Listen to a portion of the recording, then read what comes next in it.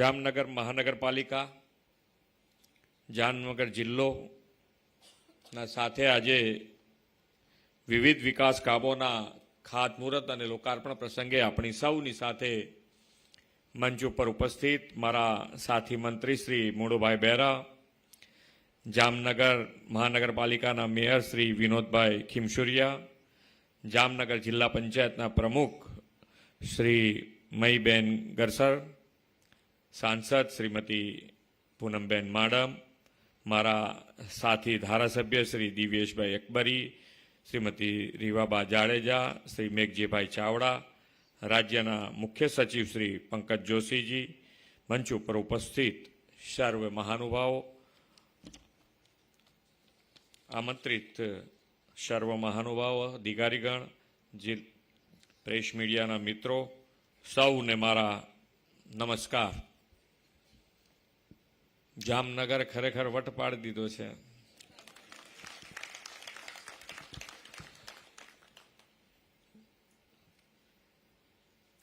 આજે બે વાત કે ભાઈ આજે ગઈકાલનો તમે આજ ન્યૂઝમાં જોયા હશે કે સૌથી પહેલો તિરંગો કાશ્મીરમાં નરેન્દ્રભાઈએ 1992 કદાચ 92માં ફરકાયો હતો અને ફરી વડાપ્રધાન તરીકે કાલે એમના હાથમાં તિરંગો હતો.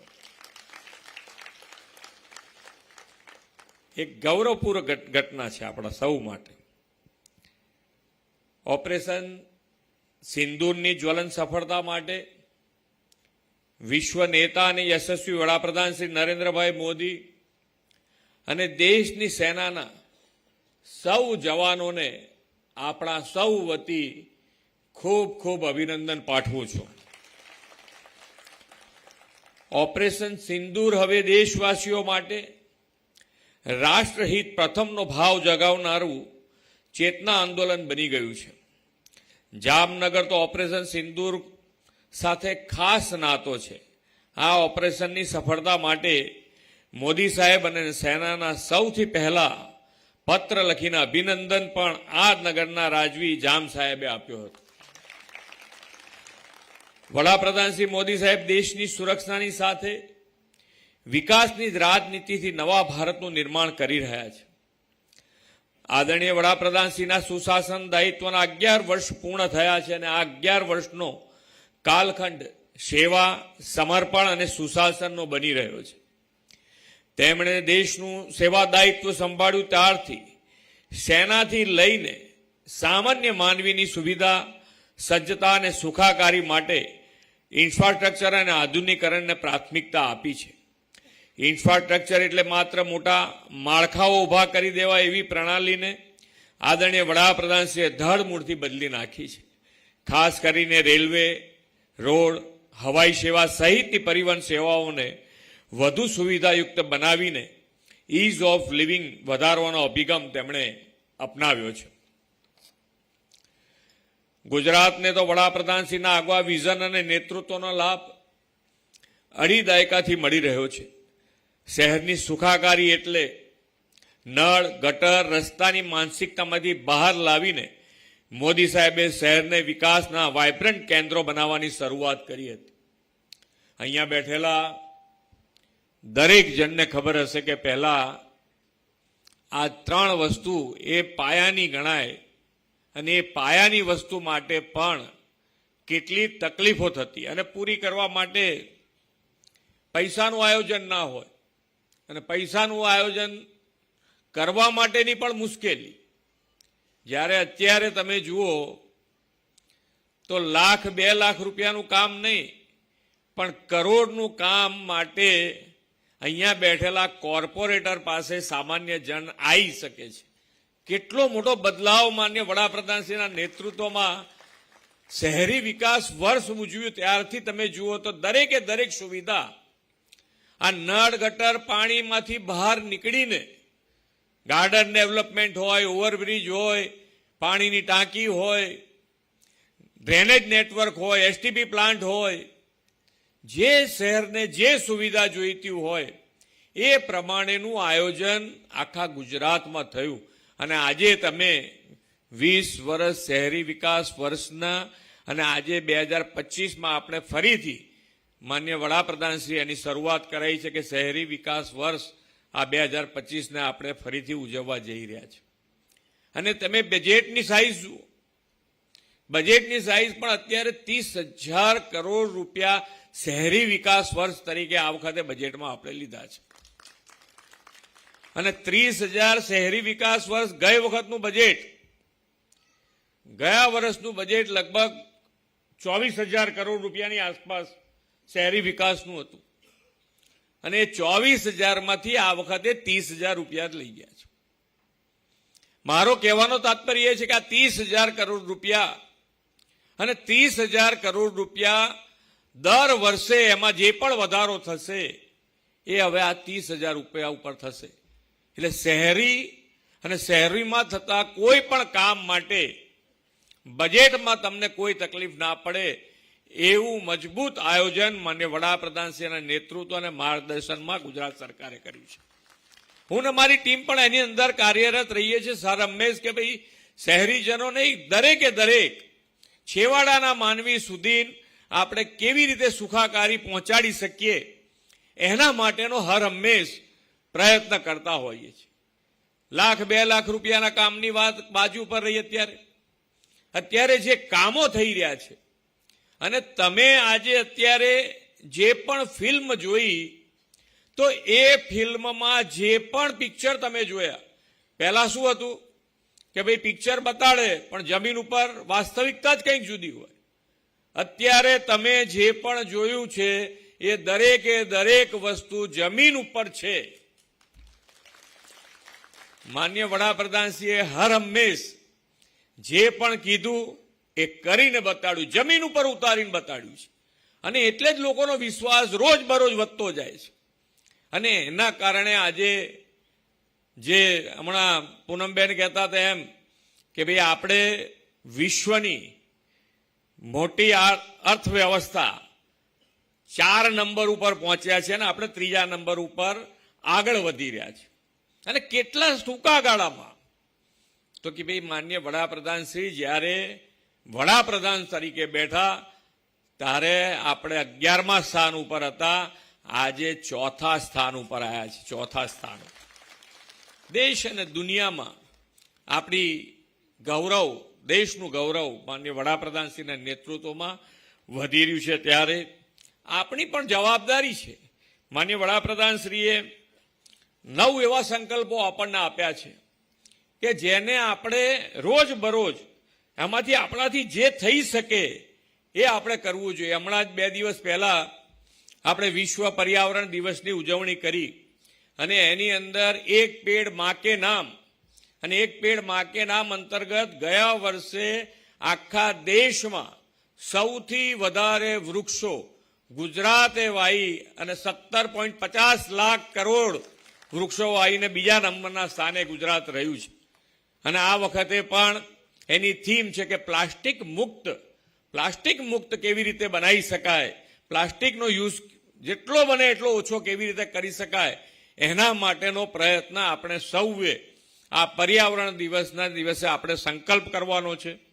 અત્યારે શહેર જે પ્રમાણે સ્વચ્છ રહેશે એ પ્રમાણે કે ભાઈ મુખ્યમંત્રી આવવાના છે એટલે શહેર સારું સ્વચ્છ થઈ જાય એવી વાત નથી. હવે હું માનું છું ત્યાં સુધી રોજબરોજ શહેર સ્વચ્છ રહે છે એનો આપણા માટે આનંદની વાત છે કે ભાઈ આજે શહેર સ્વચ્છતા આપણા સ્વભાવમાં આવવી જોઈએ. આ સ્વચ્છતા આપણા પણ સ્વભાવમાં આવી જોઈએ. કોઈની સામું જોઈને આની અંદર કામ કરીશું તો સ્વચ્છતામાં ક્યારેય નહીં કરે. આપણે શું કરવું, આપણે સ્વચ્છતામાં કેવી રીતે સહભાગી થવું એના માટેનો જ વિચાર કરો. કોઈકે નાખ્યું તો આપણે નાખીએ તો સ્વચ્છતા નહીં થાય. કોઈએ નાખ્યું તો ભલે નાખ્યું એને કહી શકાય તો કહી શકાય, ના કહી શકે તો આપણે નાખી શકીએ પાછા તો આપણે ડસ્ટબિનમાં નાખીએ. પણ આપણે સ્વચ્છતા રાખવી છે, આપણે એમાં સહભાગી થવું છે, એ આપણો સ્વભાવ બનવો જોઈએ. અત્યારે જે પ્રમાણે પાણી આપણે વાપરી રહ્યા છીએ, પાણી વાપરવાની કોઈ ના નથી. આપણે પાણી વાપરવું જોઈએ, પાણી મળી રહ્યું છે, એમાં પણ ક્યાંક વધારો થતો હોય તો એ કરવાની ના નથી કે પાણી વાપરાય એની વાત જ નથી. પણ પાણી ભવિષ્ય માટે, અહીંયાથી હમણાં વડાપ્રધાન શ્રી કહેતા કે આપણા ભવિષ્યને આપણે શું આપવું છે, કેવી રીતે આપવું છે, તો એના માટેનો પણ આજથી જ વિચાર કરવો જોઈએ. અને એ વિચાર એટલે કે વરસાદનું ટીપે ટીપું પાણી આપણે જમીનમાં કેવી રીતે લઈ જઈ શકીએ, એના માટે માન્ય વડાપ્રધાનશ્રીએ કેચ ધ રેન અંતર્ગત એક આખી મુહિમ આખા દેશમાં ઉપાડી છે. અને એ મુહિમ અંતર્ગત આપણે પણ ગુજરાત સરકાર પણ દરેક ધારાસભ્યથી માંડીને 80-20માં પણ આ કામ કરી શકે છે સોસાયટીએ. તો એ સોસાયટી આ કામ તમે કરી શકો તો ખૂબ સારી વાત છે કે જેટલું પાણી આપણે બચાવી શકીએ એટલું બચાવવું જોઈએ અને એના માટેનો આપણે પ્રયત્ન કરવો જોઈએ. સરકાર પણ તમારી સાથે છે, તો એમાં પૈસાની પણ તમને જરૂર ઓછામાં ઓછી પડે. એના માટે વૃક્ષો માટે આ વખતે પણ અમદાવાદ કોર્પોરેશન કરી રહ્યું છે. અહીંયા આગળ તમે દરેક સોસાયટીમાં કોર્પોરેશન પોતે જઈ જે સોસાયટી તમારે ડિમાન્ડ આપ મોકલાવે તો એ સોસાયટીમાં જઈ અને વૃક્ષારોપણ થઈ જાય એવી વ્યવસ્થા કોર્પોરેટરો સાથે રાખીને કરવી જોઈએ, જેથી કરીને સોસાયટી ગ્રીન એરિયા વધતો જાય. આ પ્રયત્ન કદાચ કર્યો ના હોય તો એની શરૂઆત આ વખતે થાય તો ખૂબ સારું આયોજન થઈ શકે એવું છે. અને જે આપણે વિકસિત ભારત અને વિકસિત ભારત માટે વિકસિત ગુજરાત, તો વિકસિત ગુજરાત માટે આપણે સૌ લોકલ ફોર વોકલની વાત જે છે કે આપણે આપણી વસ્તુ જે બી વાપરતા હોઈએ એ ભલે અત્યારે જે હોય પણ હવે નવી શરૂઆત કરીએ કે ભાઈ આપણે લોકલ જેટલી બને એટલી વાપરીએ. એના માટેનો પ્રયત્ન થવો જોઈએ. ગરીબને મદદની વાત હતી. ગરીબને મદદની વાતમાં એક જ વસ્તુ છે કે ભાઈ આપણે ગરીબને કદાચ આપણી પાસે પૈસા ના હોય તો આપણે મદદ ના કરીએ, પણ સરકારી યોજનાનો લાભ એને ખ્યાલ ના આવતો હોય તો સરકારી યોજનાના લાભ પણ જો આપણે અપાઈ શકીએ તો આપણા માટે ખૂબ મોટી વાત થાય. આજે માન્ય વડાપ્રધાનશ્રીએ તો યોગથી આયુષ્યમાન સુધીની વ્યવસ્થા કરી છે. એટલે કે આપણે બીમાર ના થઈએ એના માટે સૌથી પહેલું તે જાતે નર્યા, એટલે પહેલાં આપણે બીમાર ના થઈએ એનો પ્રયત્ન કરવો જોઈએ. પણ અત્યારે દોડ ભાગની જિંદગીમાં યોગા કરી શકીએ ના કરી શકીએ, પણ ક્યાંક બીમાર પડ્યા તો આયુષ્યમાન કાર્ડ તો છે જ. આપણે એ આયુષ્યમાન કાર્ડનો ઉપયોગ કરી અને સરકારી અને પ્રાઇવેટ કોઈ પણ હોસ્પિટલમાં જઈને આપણી સારવાર કરાવીને આપણે સ્વસ્થ થઈ શકીએ એમ છે. એટલે ખૂબ સારા સરકારી તમે જુઓ માન્ય વડાપ્રધાનશ્રીએ સરકારી કોઈ પણ યોજના છે એના મુખ્ય મધ્યમાં જે કોઈને રાખ્યા હોય તો એ નાનો માણસ છે, છેવાડાનો માણસ છે, ગરીબ છે, એના માટેની જ આ બધી યોજનાઓ બનાવી છે અને છેક સુધી એને પહોંચાડવાનો પ્રયત્ન કર્યો છે. સેચ્યુરેશનનો વિચાર પહેલા સ્કીમો બને, પ્રજાજનો માટેની સ્કીમ બને તો ખબર હોય તો એનો લાભ લઈએ ને. અત્યારે સેચ્યુરેશનનો વિચાર માન્ય વડાપ્રધાનશ્રીએ કર્યો છે. સરકારી યોજના જે બની છે એને 100% એને કેવી રીતે પહોંચાડી શકાય, જેને મળવા પાત્ર છે એને 100% કેવી રીતે પહોંચાડી શકાય એ અભિગમ સાથે આજે સરકાર કામ કરી રહી છે માન્ય વડાપ્રધાનશ્રીના નેતૃત્વ અને માર્ગદર્શનમાં. તો આપણે સૌ પણ આમાં સહભાગી થઈએ અને શહેરી વિકાસ વર્ષમાં ક્વોલિટી ઉપર આપણો આગ્રહ હવે એક જ છે કે જે પણ કામ કરીએ એ કામ આપણું ક્વોલિટીવાળું થાય. અને ક્વોલિટીવાળું થશે તો તમે 5 વર્ષમાં જામનગર શહેરમાં કયું કામ લેવું એનું તમારે શોધવું પડશે. બેસીને બધાએ ભેગા થઈને બેસવું પડશે કે કંઈક કામ તો લાવો આ વખતે શું લેવું નવું કામ. એટલે ક્વોલિટી ઉપર જો કામ કરીશું તો મને લાગે છે ત્યાં સુધી આપણા ગુજરાત માટે હમણાં જ જ્યારે માન્ય વડાપ્રધાન શ્રી આવ્યા અને શહેરી વિકાસ વર્ષની જ્યારે એમણે 25ની શરૂઆત કરાવી એ વખતે એમણે બોલ્યા છે કે ગુજરાત માટે 2 ટાર્ગેટ થઈ શકે એવા છે. તો એનું પણ અમે આયોજન કર્યું છે કે 2035માં જ્યારે આપણે 75 વર્ષ ગુજરાત સરકારને થાય ત્યારનો ટાર્ગેટ અને પછી 2047માં આપણે વિકસિત ભારત અને વિકસિત ભારત માટે વિકસિત ગુજરાત. તો ગુજરાત 2035માં ક્યાં સુધી જઈ શકે અને 2035થી 2047 કેવી રીતે પહોંચાય. એટલે આપણી પાસે 2 ચાન્સ છે. તો બંને માટે આપણે ટાર્ગેટથી કામ કરીશું તો મને લાગે છે ત્યાં સુધી જે માન્ય વડાપ્રધાનશ્રીનો સંકલ્પ છે કે વિકસિત ભારત, તો વિકસિત ભારત માટે વિકસિત ગુજરાત સૌથી વધારે લીડ લઈને આગળ વધશે. આપ સૌ પણ એમાં સહભાગી થશો એ જ અભ્યર્થના સાથે વિરમું છું. ભારત માતા કી જય. વંદે માતરમ. જય જય ગરવી ગુજરાત. ખૂબ ખૂબ આભાર માનનીય મુખ્યમંત્રી શ્રી, આપના પ્રેરણાદાયી ઉદ્બોધન માટે, આપના બહુમૂલ્ય માર્ગદર્શન માટે. આજે જામનગરનું જોમ વધ્યું છે, જામનગરનો વટ પડ્યો છે અને સાચા અર્થમાં જામનગર શહેર અને જિલ્લો વિકાસ તરફ ખૂબ ઝડપથી આગળ વધી રહ્યો છે. અહીંયા પધારી જામનગર વાસીઓને વિવિધ વિકાસ પ્રકલ્પોની ભેટ આપવા બદલ પણ અંતઃકરણપૂર્વક આપનો ખૂબ ખૂબ આભાર માનીએ છીએ માનનીય મુખ્યમંત્રીશ્રી. સાથે જ આભાર પ્રગટ કરીએ છીએ માનનીય મંત્રીશ્રી પ્રત્યે, માનનીય સાંસદશ્રી, માનનીય ધારાસભ્યશ્રીઓ, માનનીય મેયરશ્રી.